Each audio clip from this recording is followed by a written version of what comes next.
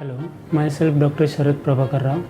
I am reproductive specialist and chief consultant at ARS International Fertility Hospital, Cochin branch. Infertility as in we are getting a lot of patients who are with previous 3 IVF failure. So, and the couples who are having age more than 40 years or perimenopausal or menopausal age group patients.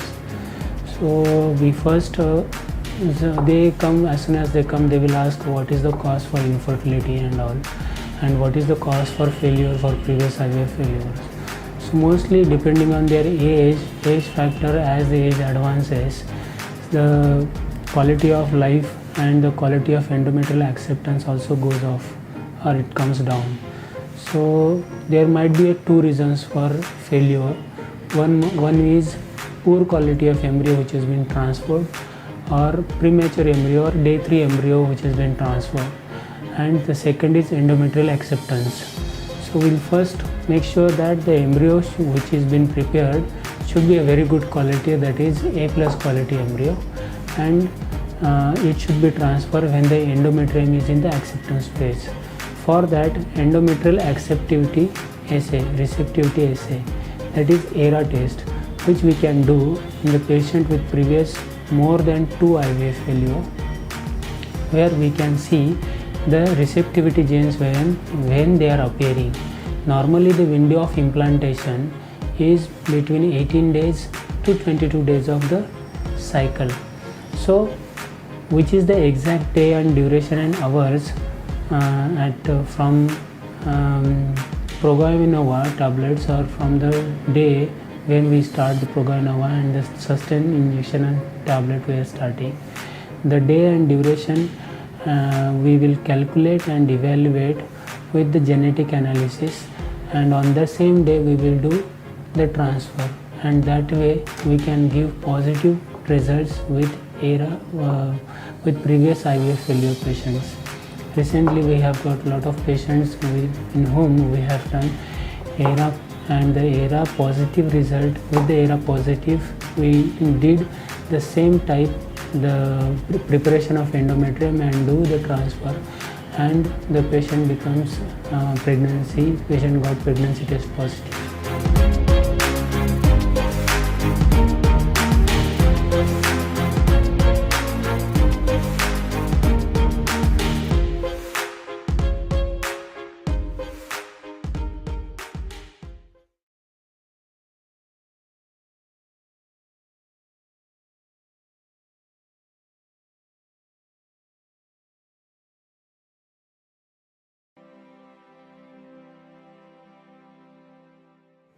Hi everyone, myself Dr. Jitya. I am medical officer of ARC Cochin branch. So we are here to discuss about IUI, the treatment in which we do intrauterine insemination. This is called IUI. So we are talking about IUI, the success rates of IUI and how IUI is done. When you talk about IUI, it is the primary step that we do, or primary treatment that we do in an infertility treatment. So when a couple or a younger couple comes for a IVF treatment and we suggest IUI, what we do is we prepare the semen sample and we inject the semen sample artificially into the uterine cavity. What happens here is, in a natural cycle means the semen has to, or the sperm has to travel a distance from the cervix to the place where the egg is situated, or the fallopian tubes.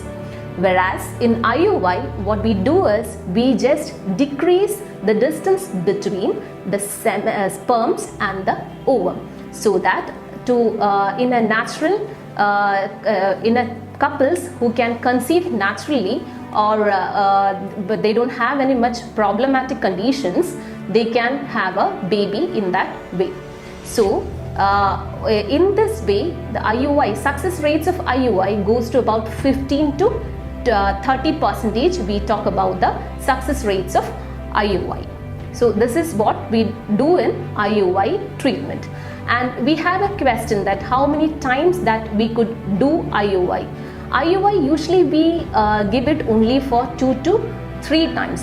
Why? Because IUI in IUI means you are artificially injecting or inseminating the semen to the uterus. So thus what do you call the infection, the chances of infection may come if you do from more than 3 times. So it's it's optimum to do IUI from around 2 to 3 times. Thank you.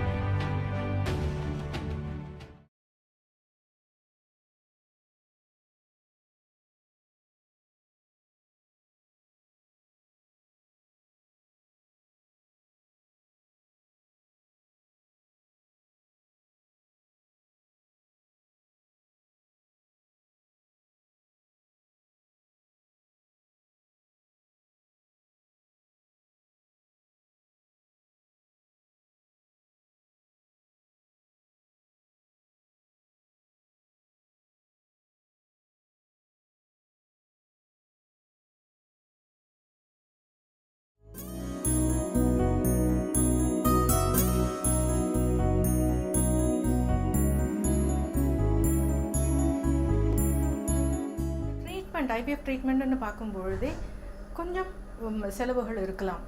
இந்த செலவை பற்றின கவலை அம்மாவுக்கு இருக்கிறச்சு. ஐயோ என் கணவர் இவ்வளோ கஷ்டப்படுறாரே, பாவம் இப்படி இது பண்ணுற, இவ்வளோ கஷ்டப்படுத்துகிறோமே, இந்த மாதிரியான எண்ணங்கள் இருக்கும்போது என்ன ஆகுதுன்னா ஒரு அந்த ஆங்ஸைட்டி, அந்த கவலை உருவாகிடுச்சு. நான் முன்னாடி எபிசோடில் சொன்ன மாதிரி அந்த ஹார்மோனல் செக்ரீஷன்ஸ் இருக்கும். சில நேரங்களில் இந்த ஆங்ஸைட்டியானது குழந்தையை கர்ப்பப்பையில் ஒட்ட விடாமல் தடுக்கிறதுக்கான வாய்ப்பு இருக்குது. அதனால் அந்த ஆங்ஸைட்டிங்கிறது வந்துட்டு ஒரு அம்மா கிட்ட எலிமினேட் பண்ணும்பொழுது தான் அந்த அம்மா முழுமையாக தாய்மை அடையறதுக்கு தயாராகிறாங்க. அஃப்கோர்ஸ் டாக்டர் மகாலட்சுமி வந்துட்டு ஃபிசிக்கலாக அந்த பேஷண்ட்ஸை ரெடி பண்ணுறாங்க. எம்ப்ரியாலஜிஸ்ட் குழந்தைய ஹெல்த்தியாக உருவாக்குறாங்க, அந்த கருவை ஹெல்த்தியாக உருவாக்குறாங்க. ஆனால் இதையும் மீறி ஒரு மனநலமும் அந்த அம்மாவுக்கு முக்கியம்னும் போது தான் அந்த ட்ரீட்மெண்ட் கம்ப்ளீட் ஆகுது. ஸோ அந்த மனநலங்கிற ஏரியாவை வந்துட்டு நம்ம நல்லா பார்த்துக்கணும். நீங்கள் மனசை எப்படி வச்சுக்கணும், என்ன பண்ணணும் அப்படிங்கிறத பற்றி ஒரு அவேர்னஸ் ஒரு ஹெல்த் எஜுகேஷன் அந்த பேஷண்ட்ஸுக்கு கொடுக்குறோம். அந்த பேஷண்ட்ஸ் தன் மனசில் இருக்கக்கூடிய சந்தேகங்கள் எல்லாவற்றையும் நம்மக்கிட்ட கேட்குறாங்க. ஆனால் ஒரு விஷயம் நம்ம இன்சஸ்ட் பண்ணி சொல்ல வேண்டிய விஷயம் என்னென்னா, நீங்கள் என்ன கவலையாக இருந்தாலும் இப்போ படாதீங்க. இந்த ட்ரீட்மெண்ட் சமயத்தில் உங்களுக்கு கவலை வேண்டாம், ஆங்ஸைட்டி வேண்டாம். உங்கள் கணவர் கஷ்டப்படுறாருன்னு நினச்சிங்கன்னா தப்பு இல்லை. உங்கள் கணவருக்கு நீங்கள் தான் ஹெல்ப் பண்ண போகிறீங்க, நீங்கள் தான் அவங்களுக்கு சப்போர்ட் பண்ணணும், தப்பு கிடையாது. ஆனால் ஒரு 1.5 வருஷம் கழித்து ஒரு குழந்தையை பெற்றெடுத்ததுக்கப்புறம் நீங்கள் வேலைக்கு போய்ட்டு சப்போர்ட் பண்ணுங்கள். இப்போ அந்த பண பிரச்சனையை பற்றி கூட யோசிக்காதீங்க, இது அந்த நேரம் கிடையாது அப்படிங்கிறத அந்த பேஷண்ட்ஸுக்கு தெளிவுபடுத்தும் பொழுது அவங்க மனதளவில் ப்ரிப்பேர் ஆகிறாங்க. ஓகே, நான் அம்மாவாகிறது மட்டும்தான் என்னோடய வேலை, ஒன் அட் அ டைம். இப்போ நான் என்னோடய தாய்மை மட்டும்தான் முக்கியம், தாய்மை அடைகிறது மட்டும்தான் முக்கியங்கிற அந்த எண்ணம் ஒவ்வொரு பேஷண்ட்ஸுக்கும் வருது. அவங்க வரும்பொழுது அவங்க முழுமையாக அந்த தாய்மைக்கு தயாராகிறாங்க. தாய்மை அடைய தயாராகும் பொழுது குழந்தை ஹெல்த்தியாக பிறக்கிறதுக்கான வாய்ப்புகள் இருக்குது.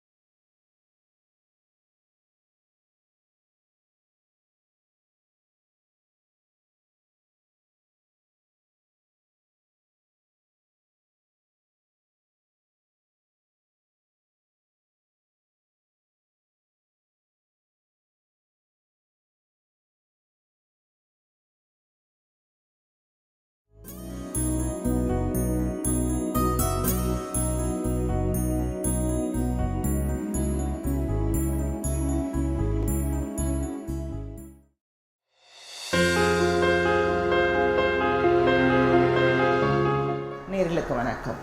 இந்த குழந்தை இல்லாத பிரச்சனை அப்படின்னு வரும்போது பார்த்திங்கன்னா நிறைய தம்பதியினர் IVF ICSI சிகிச்சை மேற்கொள்கிறாங்க. ஸோ அவங்க எல்லாருமே நினைக்கிறது வந்து என்ன அப்படின்னா, டெஸ்ட் பேபி ட்ரீட்மெண்ட் பண்ணிட்டோம்னா 100% நம்ம குழந்தையோட வீட்டுக்கு போக போகிறோம் அப்படின்றது தான் அவங்களுடைய கணிப்பு. ஸோ முதல்ல வந்து ரொம்ப முக்கியம் என்னென்னா, இவங்களுக்கு அடிக்குவேட் கவுன்சிலிங்கில் இவங்களுக்கு இந்த IVF ICSI சிகிச்சைனா என்ன, இதுக்கும் இயற்கையாக கருதரித்தலுக்கும் என்ன வித்தியாசம் இருக்குது அப்படின்றத புரிய வைக்கும். ஸோ இந்த IVF ICSI சிகிச்சையில் நாங்கள் என்ன பண்ணுறோம் அப்படின்னு பார்த்தீங்கன்னா, செயற்கையாக அவங்க பெண்ணுக்கு வந்து கருமுட்டைகள் உற்பத்தி ஆகிறதுக்கு ஊசிகள் கொடுத்து அந்த கருமுட்டைகளை எடுத்து சேகரித்து கணவரோட உயிரணுக்களோடு சேர்த்து கருவாக மாற்றி கர்ப்பப்பைக்குள்ளார செயற்கையாக செலுத்தும். ஸோ இதுலேயும் வந்து பார்த்திங்கன்னா வெற்றி வாய்ப்பு 100% அப்படின்றது கிடையாது. ஏன் அப்படின்னு பார்த்தீங்கன்னா, சில நேரம் தரமான கருமுட்டை இல்லை தரமான விந்து உயிரணுக்கள் இல்லாத பட்சத்தில் இந்த கரு போய் கர்ப்பப்பையில் சரியாக ஒட்டி வளர முடியாத ஒரு சூழ்நிலை வரலாம். இல்லை ரெண்டாவது, கருக்கள் நல்லா இருந்தாலும் கர்ப்பப்பையோடைய ஈர்ப்புத்திறன் சரியில்லாமல் இருந்ததுன்னா கரு ஒட்ட முடியாமல் வளராமல் நம்ம கர்ப்பப்பையில் செலுத்தின உடனேயே இறக்கலாம். ஸோ இந்த மாதிரி பல காரணங்கள் இருக்குது. இதனால தான் வந்து பார்த்திங்கன்னா ஒவ்வொரு இடத்துலையும் வந்து இந்த கருக்குழாய் சிகிச்சையோட வெற்றி சதவீதம் 50லேருந்து 80% வரைக்கும் வேறுபட்டு இருக்குது. நல்ல தரமான ஒரு இடத்துல பண்ணினோம்னா நமக்கு கண்டிப்பாக வந்து வெற்றி வாய்ப்பு அதிகமாக 80% வரைக்கும் நம்ம எதிர்பார்க்கலாம். ஸோ என்ன முக்கியமாக நம்ம புரிஞ்சுக்கணும் அப்படின்னு பார்த்தீங்கன்னா, ஒரு முறை IVF இல்லை ICSI சிகிச்சையில் வந்து தோல்வி அடைஞ்சோம் அப்படின்னா எல்லா முறையும் இது வந்து தோல்வியில் தான் இருக்கும் அப்படின்றது அர்த்தம் கிடையாது. ஏன்னா பலர் வந்து பார்த்திங்கன்னா IVF ICSI சிகிச்சையில் வந்து தோல்வி அடைஞ்சவங்க எங்ககிட்ட வந்து இயற்கையாக கருதரிச்சவங்களும் இருக்காங்க, IUI மூலிமா கருதரிச்சவங்களும் இருக்கிறாங்க.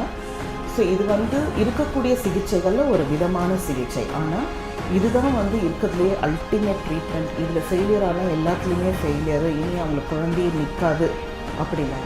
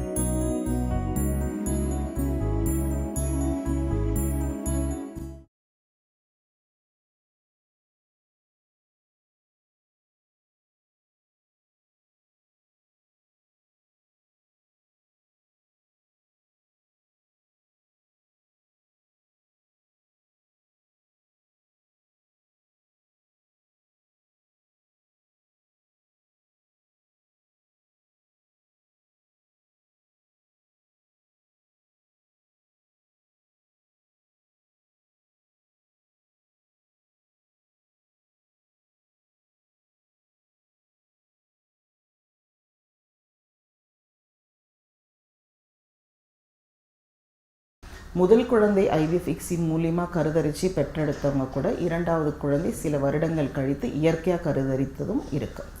ஸோ மெயினாக வந்து புரிஞ்சிக்க வேண்டியது என்ன அப்படின்னு பார்த்தீங்கன்னா, இது செயற்கை கருதரித்தல்.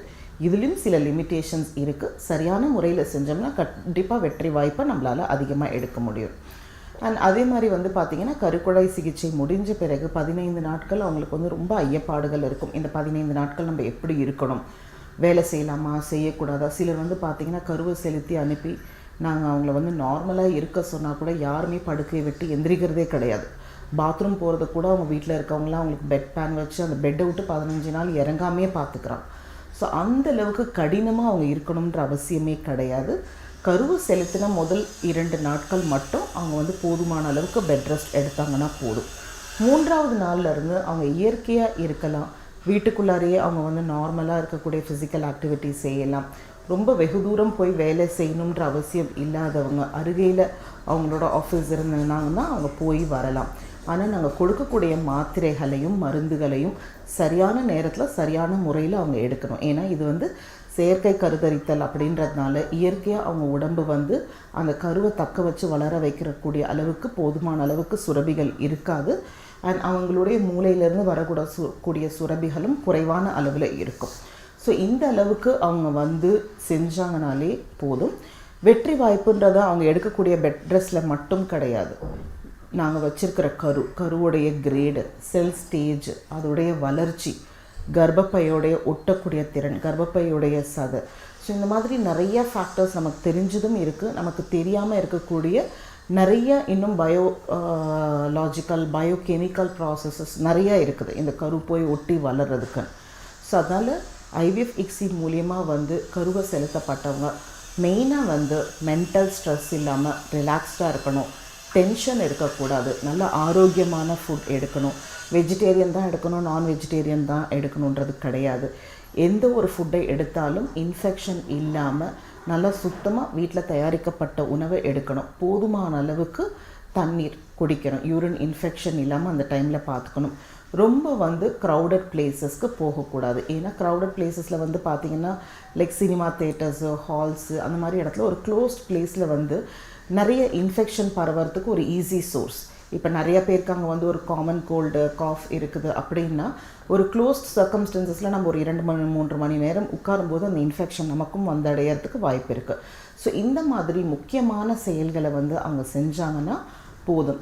அண்ட் மெயினாக வந்து நம்ம வந்து ஐவிஎஃப் இக்ஸி சிகிச்சையில் வெற்றி அடைஞ்சாலும் சரி, தோல்வி அடைஞ்சாலும் சரி, மருத்துவர்கிட்ட மறு ஆலோசனைக்கு போய் அவங்க மறுபடியும் என்னென்னலாம் செய்யணும் செய்யக்கூடாது அப்படின்றது தெரிஞ்சுக்கணும். தோல்வி அடைஞ்சவங்க என்ன காரணத்தினால தன்னுடைய சிகிச்சை தோல்வி அடைஞ்சது, எதனால் அவங்களுக்கு கரு ஒட்டலை, எதனால் வளரலை அப்படின்றத கண்டிப்பாக தெரிஞ்சுக்கணும். ஏன்னு பார்த்தீங்கன்னா நிறைய பேர் வந்து ரிசல்ட் நெகட்டிவ்னு போய் மருத்துவர்களை பார்க்கவே மாட்டாங்க. நாங்கள் வந்து நெகட்டிவாக வர்றவங்கள வந்து கண்டிப்பாக கூப்பிட்டு அவங்களுக்கு ஒரு கவுன்சிலிங் கொடுத்து என்ன காரணத்தினால அவங்களுக்கு நெகட்டிவ் வருதுன்றதை புரிய வச்சு அடுத்த முறை அவங்களுக்கு அதை நாங்கள் வந்து சீர்திருத்தி செய்யறதுனால கண்டிப்பாக ப்ரீவியஸ் ஐவிஎஃப் இக்ஸி சிகிச்சையில் ஃபெயிலியர் வந்தவங்களும் அடுத்த முறை வெற்றி வாய்ப்பு வர்றதுக்கு அதிகமான வாய்ப்புகள் இருக்குது.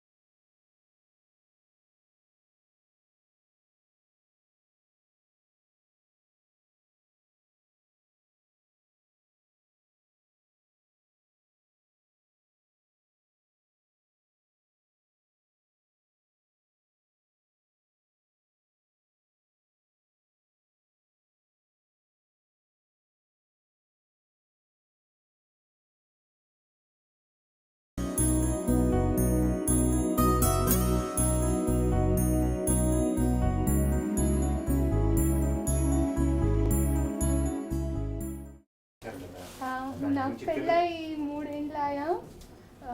సో ఇక్కడ ఎవరో రెఫర్ చేశారు అని హాస్పిటల్కి వచ్చాము. After meeting doctor Mahalakshmi IVF suggest చేశారు. సో వాళ్ళు చెప్పిన ప్రొసీజర్, వాళ్ళు చెప్పిన దీని ఇంకా today I got a positive result. So చాలా సంతోషంగా ఉంది. కూతురు అని చెప్పి మా కూతురు 3 ఏండ్లైంది మ్యారేజ్ అయ్యి. మళ్ళీ ఇక్కడ వస్తే ఇక్కడికి వచ్చి చూసి డాక్టర్ని అంత బాగా అవుతుంది. 15 నాళ్ళు ట్రీట్మెంట్ ఇచ్చినారు. ఇప్పుడు సక్సెస్ అయింది.